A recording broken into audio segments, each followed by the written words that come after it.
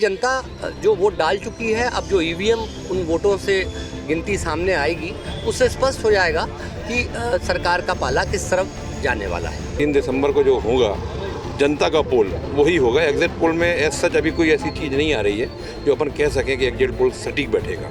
अभी जनता के पोल का इंतज़ार करना चाहिए 3 तारीख को, क्योंकि सभी एग्जिट पोल के अलग अलग नतीजे हैं। देखिए, जो अभी जो एग्जिट पोल सामने आए हैं वो उसके लिए सैंपल सर्वे मायने रखता है कि एजेंसी ने किस रूट पे जाकर कितने ज़्यादा से ज़्यादा लोगों का सैंपल सर्वे किया है। अभी 3 तारीख एक दिन बाकी है तो रिज़ल्ट सबके सामने होगा। वहीं अगर हम जबलपुर की बात करें तो 8 सीटें हैं। पिछले चुनाव में 4-4 का मुकाबला रहा। 4 कांग्रेस के पास थी, 4 बीजेपी के पास थी। इस बार कुछ फैक्टर्स बदले हैं। ख़ास तौर से सरकारी कर्मचारी अधिकारियों ने बड़े पैमाने पर जो बदलाव की रणनीति अपनाई है। किसानों के मुद्दे पर कुछ मामलों में सरकार वंचित रही है पॉलिसीज़ में। ऐसे कई और मुद्दे हैं जो ये बता रहे हैं कि दोनों ही पार्टियों में कांटे की टक्कर है और ये जनता जो वोट डाल चुकी है, अब जो ईवीएम उन वोटों से गिनती सामने आएगी उससे स्पष्ट हो जाएगा कि सरकार का पाला किस तरफ जाने वाला है। जबलपुर में फ़िलहाल अभी सभी सीटों पर कांटे की टक्कर है। देखिए, एग्जिट पोल को मैं 3 दिसंबर को जो होगा जनता का पोल वही होगा। एग्जिट पोल में एज सच अभी कोई ऐसी चीज़ नहीं आ रही है जो अपन कह सकें कि एग्जिट पोल सटीक बैठेगा मेरे हिसाब से, क्योंकि जिस प्रकार से हर मीडिया जिसने भी सर्वे किया है इसका एग्जिट पोल का, वो सही नहीं बता रहे हैं और कुछ हज़ारों तक, कुछ 2000, कुछ 5000, कोई 50,000 तक पहुँचे हैं लोगों तक, और 50,000 तक जहाँ तक पहुँचना उससे कोई रिजल्ट नहीं आता है। मेरा मानना है जो एग्जिट पोल दिखाया गया है इसमें कहीं कोई मैं सहमत नहीं हूँ इस एग्जिट पोल से। 3 दिसंबर को जो जनता का बोर्ड आएगा वो ही एक एग्जिट पोल रहेगा। ठीक है, ये एग्जिट पोल की बात रही, लेकिन भाजपा और कांग्रेस सरकार में पूरा चुनाव का सिनेरियो आपने देखा, प्रचार प्रसार तमाम चीज़ें, सरकार के कार्यकाल भी आपने देखे जी। उस हिसाब से कौन सी सरकार ज़्यादा प्रभावी लग रही, जो मतदाताओं को ज़्यादा आकर्षित करने वाली नजर आती है? देखिए, जहाँ तक चुनाव 2023 मध्य प्रदेश को देखते हैं तो मध्य प्रदेश में इस बार थोड़ा बदलाव की स्थिति देखने में मिल रही है। जो लोग, मैं भी लोगों से मिला हूँ, संपर्क किया हूँ, लोग बदलना चाहते हैं, लोग नई सरकार लाना चाहते हैं, दूसरे को मौका देना चाहते हैं, क्योंकि 18 महीने की सरकार है, लोगों को बहुत। और दूसरी सबसे बड़ी चीज़ क्या है, जो पेंशनर योजना, जो पेंशन योजना जो कांग्रेस ने घोषणा की है, इससे लोग बहुत प्रभावित हुए हैं निश्चित तौर से।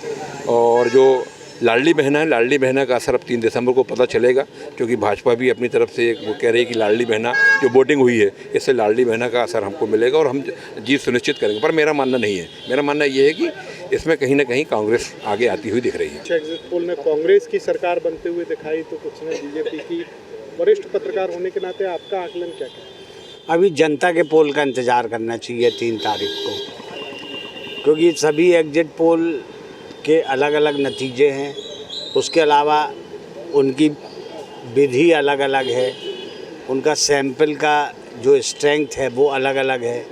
कौन कितने मतदाताओं के बीच में गया, कितनों के बीच में नहीं जा पाया, कौन से मुद्दों पे उसने बात की और किस मुद्दे पे क्या जवाब मिला, ये तो कोई स्पष्ट कर नहीं रहे हैं, वो केवल नतीजे पेश कर रहे हैं। लिहाजा हमको सबसे अच्छा होगा कि हम 3 तारीख तक इंतज़ार करें और जनता का जो पोल है उसका भरोसा करें। जनादेश प्रमुख है, एग्जिट पोल 2m दर्जे की बात है। जनादेश तो 3 तारीख को आ जाएगा कि जनता ने किसके पक्ष में वोट किया है, लेकिन जो माहौल रहा पूरे चुनाव का भी माहौल, अगर माहौल बदलाव का रहा तो कांग्रेस के पक्ष में जाएगा।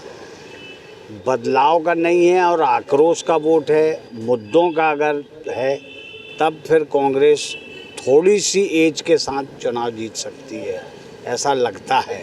ऐसा इतने सालों के तजुर्बे के कारण, इतने सालों के जनता के बीच में काम करने के कारण जो आकलन आता है वो ये लगता है कि कांग्रेस 125 से 130-35 के बीच में कुछ हासिल कर सकती है। क्योंकि आपका अनुभव काफ़ी लंबा रहा है, आपने तमाम सरकारों का कार्यकाल भी देखा है। वर्तमान में जो भाजपा सरकार रही है और कांग्रेस की पूर्व की सरकारों में बेहतर कौन लगता है कि प्रशासनिक तौर पर जो है नहीं, प्रदेश देखिए, चलाने में कौन कितना प्रदेश प्रभावी तो रहा? शिवराज सिंह ने भी एक रिजिम 2 रिजिम बहुत अच्छा चलाया, लेकिन उसके बाद जो घपले हुए, जो घोटाले हुए और जिस तरीके से प्रशासनिक ढील चली गई, तो एंटी इनकम्बेंसी तो इतने लंबे पीरियड की है, उसको आप नहीं नकार पाओगे। इस बार 2 मुद्दे भारी हावी रहे हैं। एक ओपीएस रहा है, दूसरे पक्ष अगर बात करें तो लाडली बहना। इन दोनों में आपको लगता है कि प्रभावी? लाडली बहना और ओपीएस प्रभावी रहा है। उसके अलावा बेरोजगारी है, किसान के मुद्दे हैं, ये भी बड़े महत्वपूर्ण रहे हैं। महंगाई भी बड़ा मुद्दा रहा है, उसको नकारा नहीं जा सकता। कल एग्जिट पोल भी आए हैं, पूरा चुनाव का सिनेरियो भी देखा, भाजपा कांग्रेस का प्रचार, चुनावी वादे, तमाम चीज़ें देखी हैं आपने। क्या लग रहा है कि 3 तारीख को मैंडेट क्या आ सकता है? देखिए, एग्जिट पोल का कोई अपन ऐसे नहीं कह सकते कि साहब बिल्कुल उसको नकार दिया जाए या गलत है, ये सब ही नहीं हो सकता। एग्जिट पोल ये बताता है कि वोट का ट्रेंड कहाँ जा रहा है, वोटर की मानसिकता क्या थी, वोटर ने कहाँ जाकर वोट डाला। देखिए, 2 गणित हैं यहाँ पर सीधे सीधे। हम सब पहले से कहते आ रहे हैं कि साहब यदि लाडली बहना योजना ने काम किया तो 1,31 लाख उसकी लाभार्थी महिलाएँ हैं, और जो बहुत खुलकर हम सबके बीच में नहीं आ सकते। उससे हमसे कर्मचारी मिलता हो, हमसे व्यापारी मिलता है, हमसे यूथ मिलता हो, लेकिन इन सब के साथ साथ हम उन महिलाओं से बहुत कम संपर्क में थे। वोट डालने के बाद बहुत सारे लोगों ने बोला कि लाडली बहना के भारतीय जनता पार्टी के पक्ष में वोट डाल दिया। यदि यह बात है तो हम पहले दिन से एक बात कह रहे थे, यदि लाडली बहना चलेगी और किसी भी दल के पक्ष में यदि 1 करोड़ में से 85 लाख वोटर भी यदि उसके पक्ष में जा रहे हैं तो सुनामी चलेगी। तो ये जो 160 का आंकड़ा है बढ़ भी सकता है, इससे आश्चर्य मत करिएगा। यदि सही में लाडली बहना ने एक तरफा वोट डाला है तो उसका मतलब है भारतीय जनता पार्टी के पक्ष में सुनामी आई। लेकिन वहीं उसके उलट हम सब देख रहे थे, ग्राउंड रिपोर्ट क्या थी, जहाँ भी बात करते थे महाकौशल के सभी जिलों में बात करते रहे, वो कह रहे थे कि नहीं साहब बीजेपी का कड़ी टक्कर दे रही है, कांग्रेस को थोड़ा सा एज है, बढ़त है, कांग्रेस को बढ़त है। पूरे चुनाव प्रचार के दौरान नहीं सब हमने सुना। और ओपीएस का मुद्दा था, महंगाई का मुद्दा था, बेरोजगारी का मुद्दा था, और बीजेपी की एंटी इनकम्बेंसी का भी मुद्दा रहा। नतीजे वो जो जिस प्रकार का चुनाव प्रचार चला उसके अनुसार ही ट्रेंड दिख रहा है, और इसमें हम अभी नहीं कह सकते कि इन एग्जिट पोल को पूरी तरह से नकारा जा सकता है।